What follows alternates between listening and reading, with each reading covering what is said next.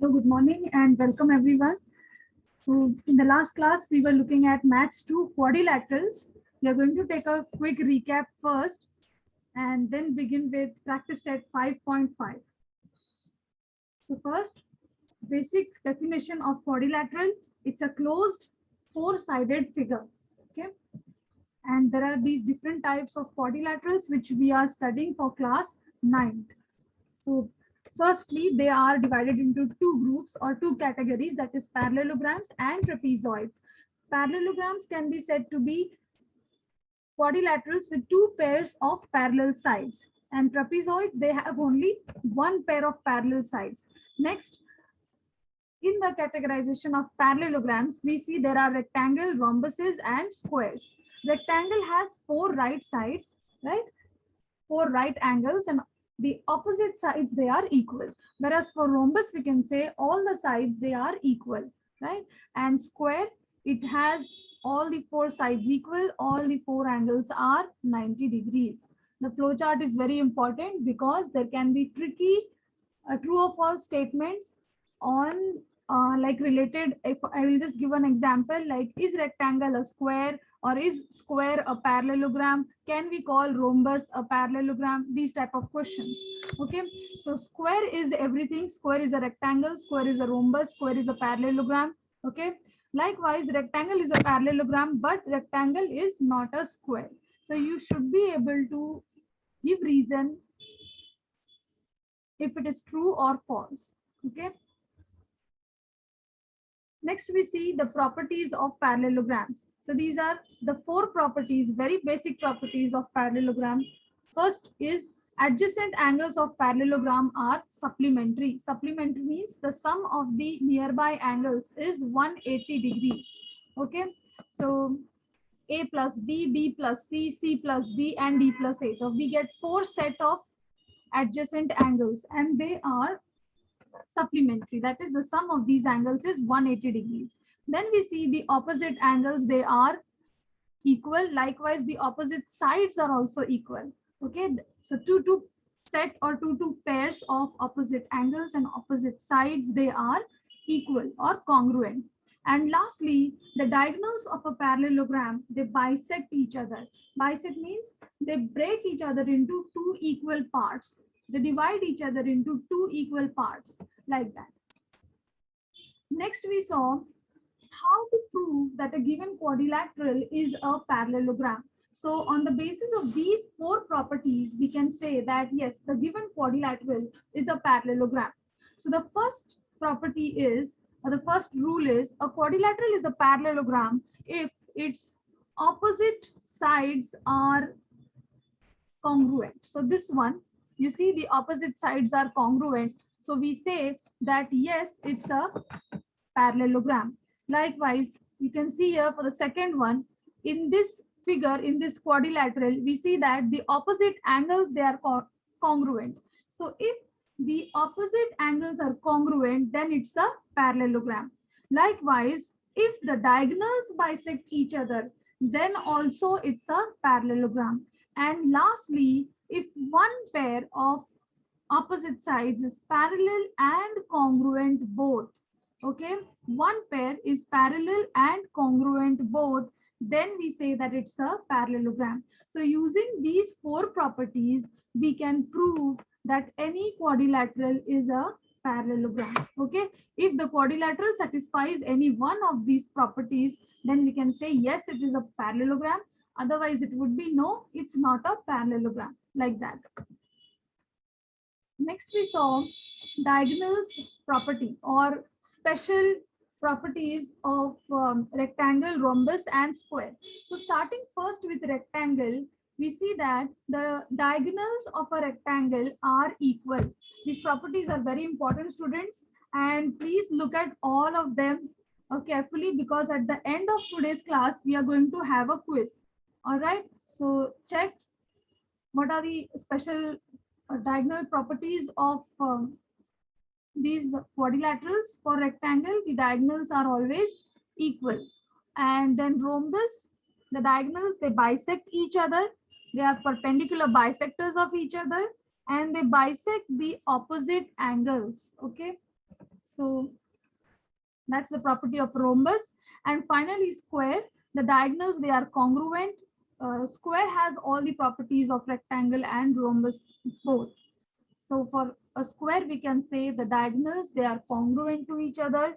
Diagonals bisect the opposite angles, and diagonals are perpendicular bisectors of each other also.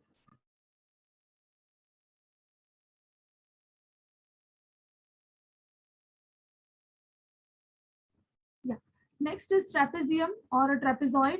Yeah. If only one pair of opposite sides is parallel, then that is a trapezium. Only one pair of opposite side is parallel. Okay, that is a trapezium. And a special trapezium is the isosceles trapezium. In that, the non-parallel sides, they are congruent to each other, or they are equal. Okay, and based on this, or for the isosceles trapezium, questions can be asked to prove that the base angles are equal and the top angles are equal. Okay, this is in general a true statement, but it can be asked to prove. Right? And then we saw this midpoint theorem, something very, very important, and you'll need this in class 10th also. So midpoint theorem states that if there are two midpoints like this, then the segment joining these midpoints will be half and parallel to the third side. Okay, so how can we write it out? If P and Q are the midpoints, then the segment joining these 2 points, that is PQ, will be half and parallel to the third side. Third side is BC. Okay, so PQ will be parallel to BC and PQ will be half of BC. Once again, what is the midpoint theorem? If P and Q are the midpoints of 2 sides, then the line segment joining PQ will be parallel and half of the third side, that is BC in this case. Then the last one, that is the converse midpoint theorem. Converse theorem says if there is one midpoint on one side, there is one midpoint, and this segment DE, suppose it is parallel to the third side, then E will be the midpoint of the other side. Okay, so just check if D is the midpoint of AB and DE is parallel to BC, then we say that E is the midpoint of AC.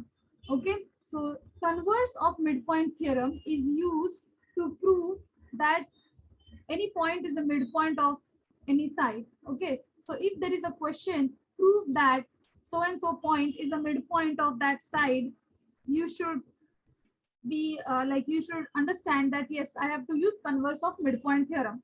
Likewise, if there is a question to prove that two sides are parallel, and especially for a triangle like this, or you are asked to prove that one side is half of the other side, then you have to again quickly get a clue that yes, it's the midpoint theorem. All right, so with that, let us begin practice set 5.5. Okay, first question. Let us read out the question first. In figure 5.38, this is the figure. Point X, Y, and Z are midpoints. So now keep a habit of highlighting whatever is given. Okay, so what is given? X, Y, and Z, these are midpoints. So I'm going to highlight. Okay, these points, they are midpoints of side AB.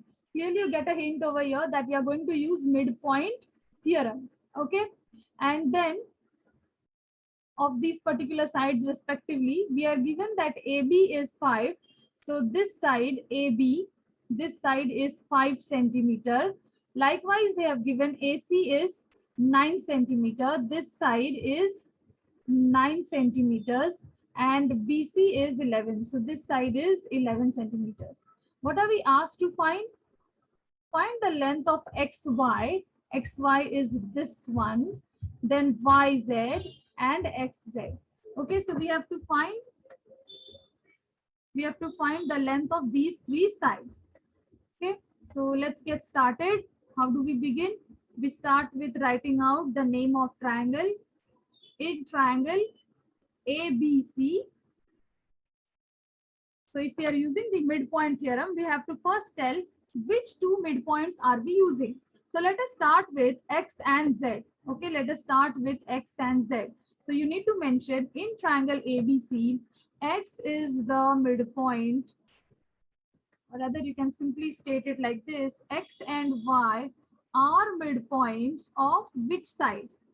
Are midpoints of AB and AC respectively. Therefore, what will happen?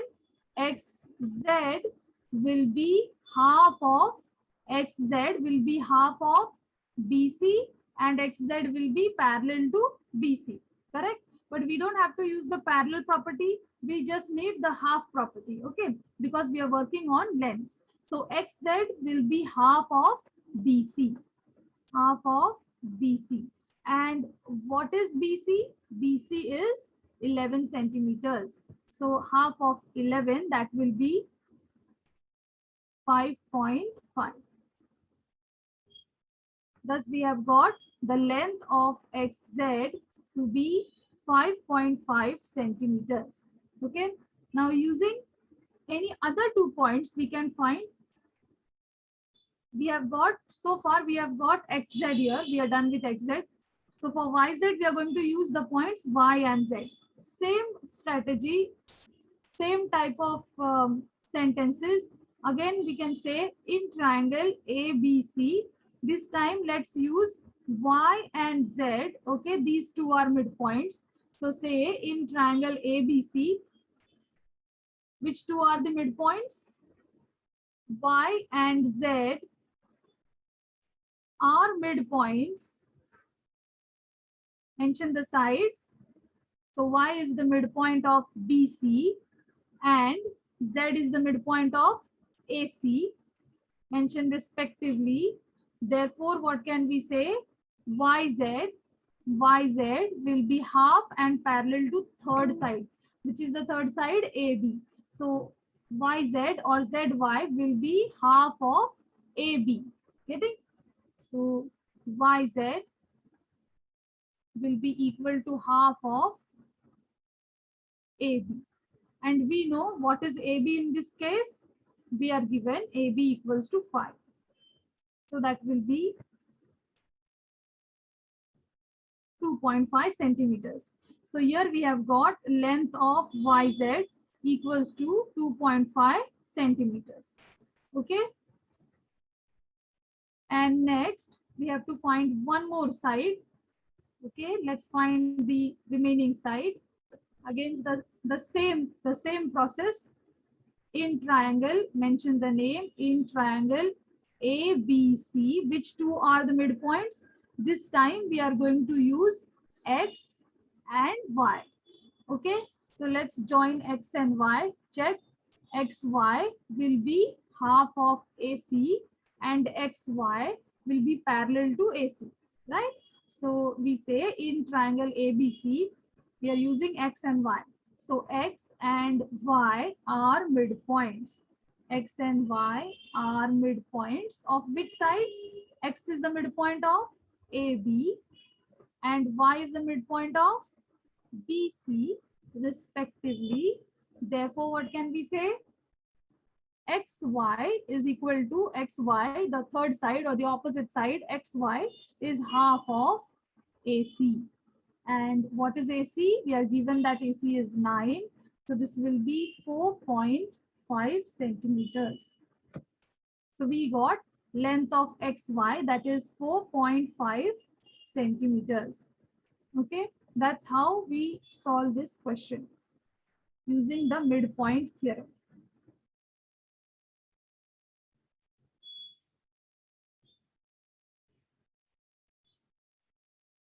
And of course, we need to mention that we have used the midpoint theorem. So somewhere here, when you are writing in triangle this so and so, this and this are the midpoints of the sides. Therefore, by midpoint theorem, mention everywhere, by midpoint theorem. Okay, we are using the midpoint theorem. So by midpoint theorem, we can say it is half. So again over here, we should write by midpoint theorem. Okay, we need to mention which theorem we are using. Again, here by midpoint theorem, we can say that xy is half of AC, like that. So that's how we solve this question. Isn't that easy? Let's move on to question 2. So let's see what is given first. So we are given that quadrilateral PQRS and quadrilateral MNRL, they are rectangles. Okay, so we are given that they are rectangles. And further we are given that M is the midpoint of side PR. Okay, M is the midpoint of PR. Let me highlight it. M is the midpoint. Okay, and we have to prove these two things. So to prove, okay, to prove, what are we asked to prove? Firstly, SL is equal to LR, and secondly, LN equals to half of SQ. So first let us think how to prove this. Okay, let us look at the idea in general and then we will write it out. So SL is equals to LR. Where is SL and where is LR? Let's locate, just check SL and LR. I have to prove that these two are equal. That means I have to prove that L is the midpoint. Are you getting? To prove that SL is equal to LR, I need to prove that L is midpoint. So clearly you should get an idea here that we have to use converse of midpoint theorem. So firstly, we have to use converse of midpoint theorem. Okay. And for this converse of midpoint theorem, we want one midpoint. So we have M1 midpoint and we need two sides to be parallel. Correct? So we can show that LM is parallel to SP and M is the midpoint. Therefore, L is the midpoint. Okay. So using any one triangle, you can show that. Maybe just check. We can use this triangle. Using this triangle, we can say M is the midpoint. It is given. LM is parallel to RN because that's a rectangle. Therefore, LM is also parallel to SP because the sides which are parallel to the same are parallel to each other. Okay. So LN is parallel to SP, one midpoint and one pair of parallel sides. Therefore, we can say L is the midpoint by midpoint theorem. Okay. So first is clear. Next, we have to prove that Ln is equals to half of SQ. Now, for the second part, we need to do some constructions. Okay. So before we begin the second part, let's first write out the proof for first one. Okay. Here I have highlighted the triangle. Let's write it out. We start with stating solution. Okay. So for converse of midpoint theorem, we need two things. One is the midpoint and other is the parallel. Other is parallel sides. So let us show that LM is parallel to SP because this is not given, right? But we know that LM is parallel to RN. Please look at the markings that I am doing on the board. This is how we denote that the sides are parallel by showing arrows. Okay. So LM is parallel to RN and we know RN means RQ, correct? And RQ is parallel to SP. Why so? Because RN, this complete thing is also a rectangle. So opposite sides are parallel. Okay. RQ is parallel to SP. Therefore, we get LM is parallel to SP. So we have the parallel sides. We have the midpoint. We can say that L is also the midpoint. Okay. Let us write the proof. We start with saying that quadrilateral LMRN is a rectangle. Therefore, LM is parallel to RN. But RN can be said to be RQ. Okay, these small are parallel. That means the complete is also parallel. So we can say that LM is parallel to RQ. What is the reason? Because it's the same. We can extend it further to point Q. Okay, and we say also quadrilateral PQRS is also a rectangle. This is also a rectangle. So therefore, RQ is parallel to SP.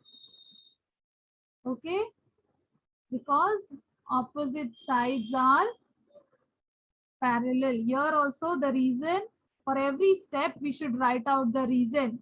Opposite sides are parallel. Okay, so RQ is parallel to SP because the opposite sides are parallel.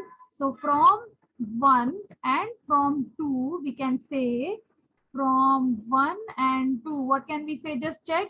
LM is parallel to RQ and RQ is parallel to SP. Therefore, LM is parallel to SP. Okay, we have got the parallel sides. We have got the midpoint. Now just mention the triangle because we have to use the converse. We have to state which triangle are we using. Okay, always state it properly. So we say in triangle, what is the name of triangle? Check. In triangle SPR, in triangle SPR,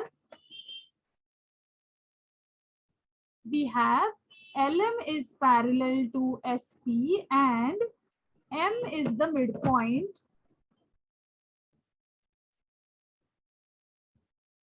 of which side? Of which side? RP. Therefore, we can say that L is the midpoint of SR.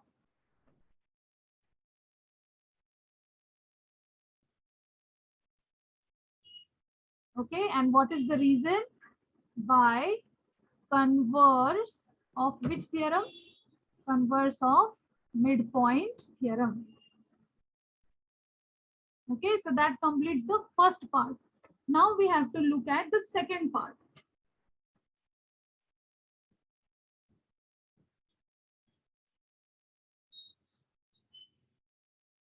So for that, I'll need this diagram once again.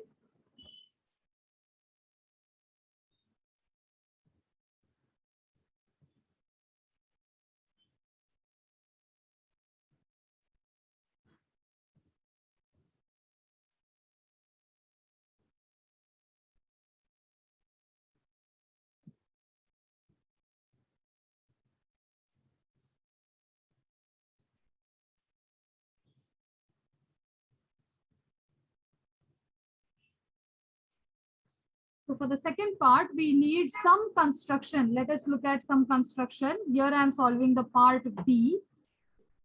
All right. Now check, to solve part B, which property do we need or what are we going to use? This is how you should think. Okay, this is given. This is something I have to prove. These are the properties I have. Which one can I apply? You have to think and then you should start writing the proof. Okay, this is how geometry works. All right. So what are we asked to prove? Ln is equal to half of SQ. But check, Ln is not joined, SQ is not joined. So let's join it up, Ln and SQ. So we have to prove that Ln is half of SQ. And how can we prove this?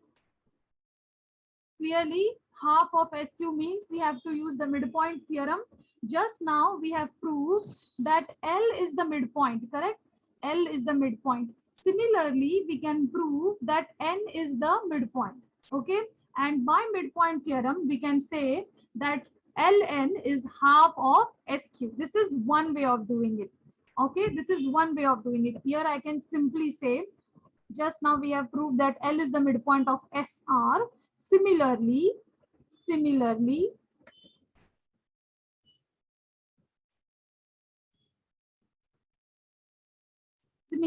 we can prove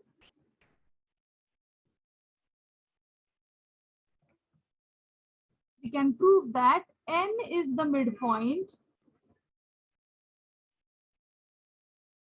N is the midpoint of RQ. Okay, it's the same process. This time we are using the other triangle this way.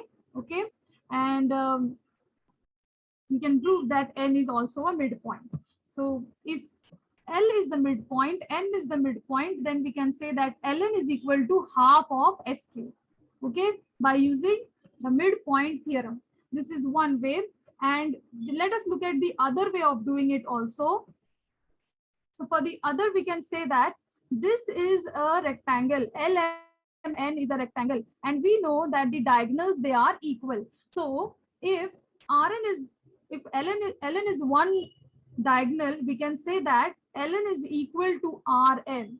Okay. And we know that the diagonals of a rectangle, they bisect each other, correct? So this MR will be half of the complete diagonal, isn't it? And we know the diagonals of the complete, this bigger rectangle, they are also equal. So using the diagonal property, we are going to prove the second part. Okay, let me start writing it out, and parallelly you will understand. Using the diagonal property is the second way. Otherwise, we can use the midpoint theorem also. So we can simply state here that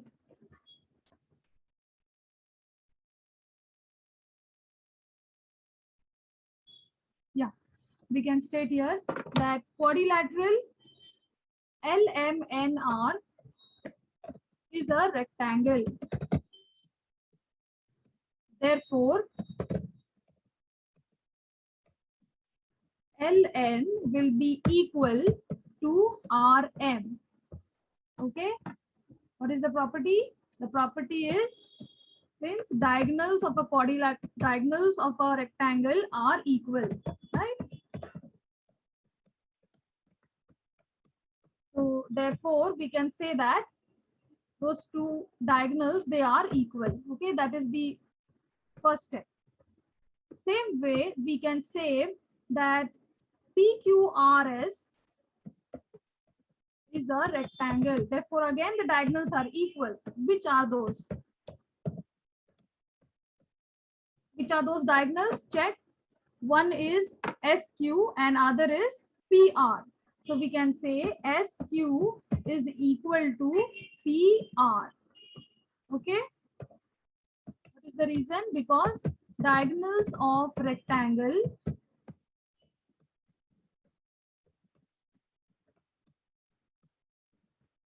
okay. Now we have to relate, because we have to prove that Ln is half of SQ. So from here, I need to reach this part. Okay, we have to equate. So let's check how that can be done. We will use one more property, that the diagonals, they bisect each other. Correct. So here you can state that the diagonals, they are equal, and also they bisect each other. Right. So what can we say? PM is equals to MR, which is equal to half of SQ, right? PM is equal to MR. What is the reason here? And this is of course half of PR. What is the reason? Because the diagonals, they bisect each other.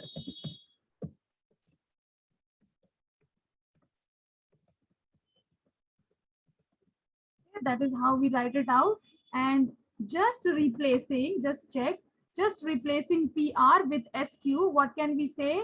That PM is equal to MR, which is equal to half of. Instead of PR, we can write SQ, because they are equal. Okay. But what is PM? PM is equal to MR. But what is MR equal to? MR is equal to Ln over here. MR is equal to Ln. So instead of MR, I can write Ln. Ln equals to half of SQ. And this is from equation. We can number this as 3. So from 3, Ln is equal to half of SQ. Hence proof. Okay. Let us look at this part once again. We are using two properties. Firstly, diagonals of a rectangle are equal. Simply write out the diagonals of each rectangle. Okay. And the second, we are using diagonals of rectangles. They bisect each other. Right.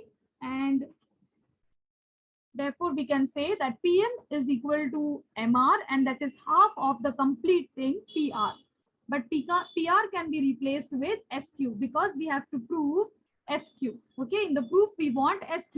So instead of PR, we are replacing SQ. And MR is also equals to ln. We got it in equation 3. That's how we can prove it. Okay, that completes the proof. Let's quickly look at it once again. In this question, we were given there are two rectangles and we had to prove, we had two parts to prove. Okay, so for the first one, we are using the converse of midpoint theorem. And for the second one, we are using two properties. Diagonals of a rectangle are equal and diagonals, they bisect each other. Okay, so with lot of practice and memorizing the properties, you will understand which property to be used where. Okay, with that, let us move on to next question. A very easy question, and it has been asked in exam many times. Okay, look at it. It says, in the figure, ABC is an equilateral triangle. Point F, D, and E are the midpoints of AB. AB, BC, and AC. So let me highlight. These three are the midpoints. We have to show that FED is an equilateral triangle. So we have to prove that this is an equilateral triangle. Let's write it out. What is given? To make things easy, you should always write out what is given. So triangle ABC is equilateral. This is given. And then what else is given? F, D, E are midpoints. Just by looking at what is given and what is to be proved, you will easily make out which property to be used and how the proof will work. Okay, and what are we asked to prove? We are asked to prove that the triangle FED is also equilateral triangle. Okay, so the solution, let's start with the solution. How are we going to prove that they are equal? So just check clearly, since we are given that they are the midpoints, we have to use which property? We have to use the midpoint theorem. Okay, so let's quickly start applying it. Or else maybe I will just explain it first and then write out the proof. So we can start with FE. We will say that FE will be equal to half of BC because F and E are the midpoints. So FE is equal to half of BC.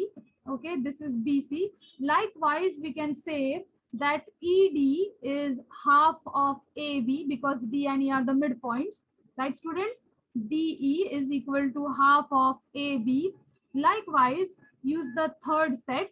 FD is half of AC, correct? FD is equals to half of AC. Again, the midpoint theorem, right? So we are applying 3 times the midpoint theorem. And then check, we are given that this is an equilateral triangle. So equilateral triangle means what? AB will be equal to BC, will be equal to AC. All three of them are equal to X. Let's say all are X. So we can say BC is X, so half of X. AB is X, so half of X. AC is also X, so half of X. All of them are equal. All the right hand sides are equal. So we can say the left hand sides are equal. Therefore, we are getting FE is equal to DE, which is equal to FD. And if all the sides are equal, that will make an equilateral triangle. Okay, that's how we are going to prove it. So first thing, get the idea of which property you're going to use. Plan or draw a roadmap as to which step, how you will write out the steps. So when I was writing, I got a click that first I need to start from here. First set up all the sides are equal and they're equal to a variable X. Okay, so first understand which property. Secondly, make out or draw out a roadmap, and then you can put up the proof nicely. So now let's write out the proof. We can start with what is given, that the triangle is an equilateral triangle. So we start with this. Triangle ABC is an equilateral triangle. Therefore, what can we say? AB is equals to BC equals to AC. and let us set it to x. All right. Now we are going to apply the midpoint theorems. Okay, we are going to apply it 3 times. So we say that F and E are midpoints. Of course, you have to mention they are the midpoints of which particular sides. Okay, so in triangle ABC, F and E are midpoints. They are midpoints of which sides? F is the midpoint of AB and E is the midpoint of AC. Of course, you need to write respectively. Therefore, what can we say? By which theorem? By midpoint theorem. By midpoint theorem, we can say that FE is equal to half of BC. But we know what is BC? BC is X, which is equal to X. This is our equation 1. Okay. Next, we are going to use other set of midpoints. Okay. So again, in the triangle ABC, what can we say? E and D. Okay. We have used FE. Next, we are going to use, already FE is used. Now we are going to use ED. Okay, ED is half of AB. So E and D, they are midpoints. Of which side? E is the midpoint of AC and D is the midpoint of BC, respectively. Therefore, what can we say? By which theorem? By midpoint theorem, ED will be half of AB. And what is AB? AB is X. Just here now, here itself we have stated that AB is X. So that is half of X. Here this is half of X. BC. We are just replacing them with X. This is equation 2. Now we have used the midpoint theorem twice. 2 sets are done. Now we are going to use it for FD. So FD is half of AC. Okay, F is the midpoint, D is the midpoint. So FD is half of AC. Let's write it out. We say in triangle ABC, F and D are midpoints. They are midpoints of which side, students? They are midpoints of F is the midpoint of AB and D is the midpoint of BC. We need to mention respectively. Therefore, what can we say? FD is equals to half of AC. But AC, what is AC? AC is X. So replace it with X.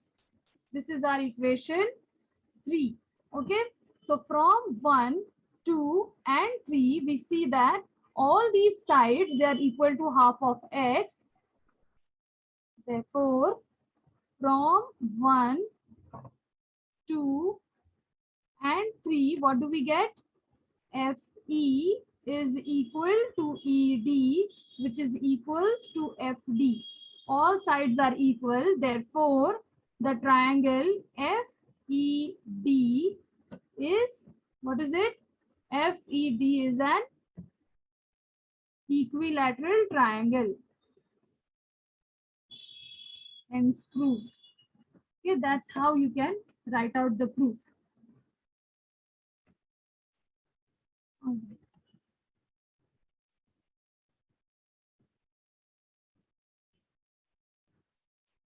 Okay, so let's quickly take a recap of this question, and if we don't have much time to continue with the next question, we will do it tomorrow.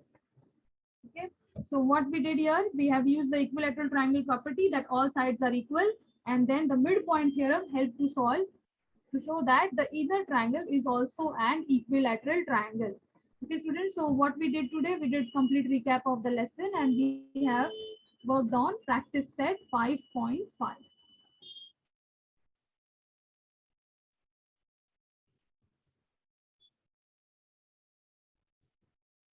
hope you all understood today's lesson. Today's the questions that we have practiced and how the